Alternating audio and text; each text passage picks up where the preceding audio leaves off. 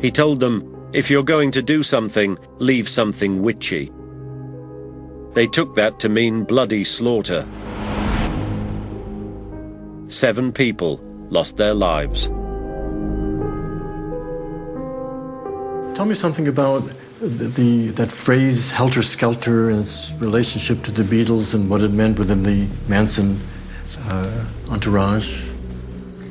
Well, we listened to the Beatles a lot.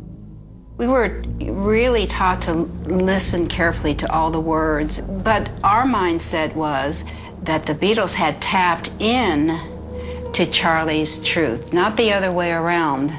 And so Charlie never said helter-skelter, but he had always said, "It's coming down, it's all coming down, it's all coming down." And in the song Helter-Skelter, they were singing, "It's coming down fast." And helter-skelter means confusion. And Charlie had already been teaching that everything would be insane, confusion. Chaos. And so basically we thought, oh, Charlie knows all this and they're tapped in. So that's how the helter-skelter thing got wrote on a wall. Do you have any idea, looking back, as to what the trigger may have been in his mind as to why this should be the beginning, or this should be the day when these things happened, as opposed to last month or September? My opinion is that he was probably going to lose control. It was a control issue. And why was he going to lose control? Because if you tell people for 3 straight years that everyone's going to go crazy, and they go to town and people are, you know, going to the movies and getting ice cream cones and going to the beach and having fun, and it's still not happening, that you're going to lose control. It's just so long that the cult leader can keep control. What was changing in Charlie that pushed him near the edge of the cliff, if I can put it that way? Charlie started changing, getting a little bit more insane, becoming more violent with us. It was getting to the point where we had to get out of town. It was all going to come down. He used terms like, "It's all coming down. Everything's coming down." Catherine Scher is convinced that her fellow cult members were so deeply under Manson's spell that they weren't responsible for their actions. I do not believe they had any knowledge of what they were about to do or where they were going to go. Until the last moment. Until they walked onto the... They were so programmed by then to do exactly what they were told. Brainwashed and just under brainwashed completely, to the point where they had no will of their own left. When Manson and his cult members were captured, a media frenzy ensued. America was bewildered by the young women who worshipped this small, crazy-eyed criminal. Catherine Scher remained loyal to Manson throughout the trial and protested against his incarceration. How can you say that there's no question of his innocence unless you were with him at the time and it was somewhere else? Well, the newspapers now are dropping the word alleged. I can say anything I want to say. She demonstrated her loyalty with bizarre acts of devotion. This was a crawl that we made. He gave us acid and said he wanted us to do that. And we crawled on our hands and knees all the way from the Sunset Strip to the courthouse. And I didn't think anybody took pictures of it. Very short hair. There I am. What should be the meaning of that? To show the devotion that we had to Charles Manson.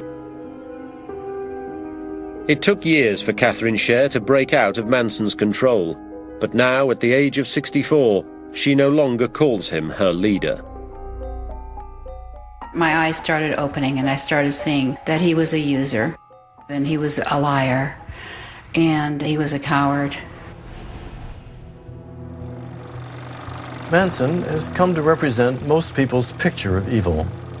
But he himself does not commit the acts of torture and violence necessary to reach the highest level of my scale. Manson's evil acts come in the form of manipulation and control of the people who commit the murders. Because he never actually kills the victims in the Tate LaBianca case, but only influences others to do so, I place him near the top of my scale, but not at the top. Charles Manson is a psychopathic murderer with a narcissistic compulsion to be worshipped. he ranks at level 15 on my scale of evil. California abolished the death penalty in 1972, and the Manson family sentences were commuted to life in prison. Charles Manson, now in his 70s, still manages to attract the desperate and naive. And he even remains an icon for some. But the death toll that resulted from Manson's twisted schemes is dwarfed by the tragedy that unfolded in a South American jungle in 1978. The most deadly cult massacre ever.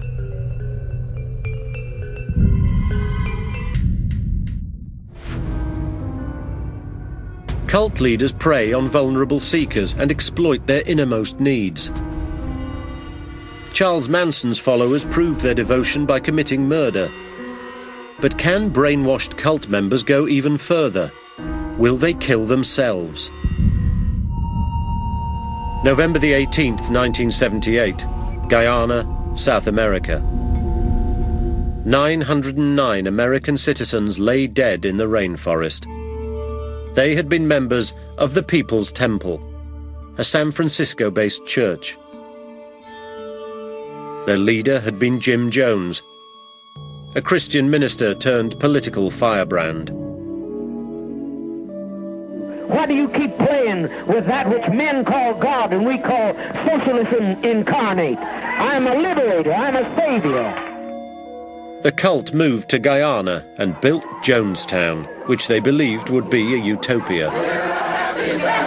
But when several members of the People's Temple tried to return to the US with a congressional delegation that had come to investigate troubling reports about the cult, Jones wanted everyone dead.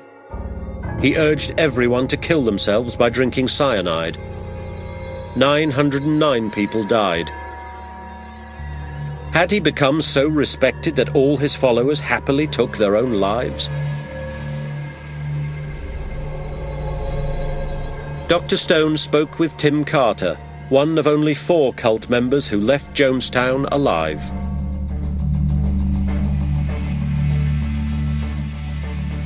You're a rare survivor of what started out as a utopia that ended up a dystopia. Let's begin with Jones ordering everyone into the pavilion.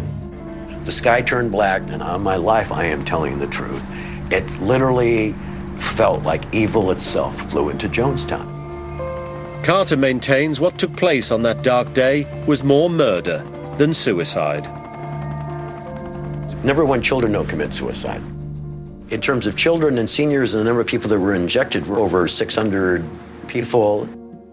How many people drank poison because they thought that what Jones was saying was the truth?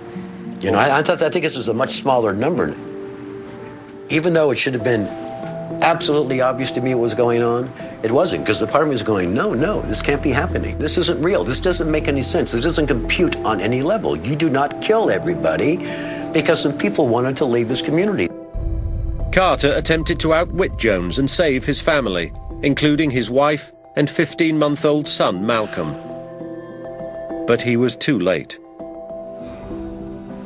So I go back up to the pavilion, and I turn to my right, and Malcolm is having poison squirted into his mouth.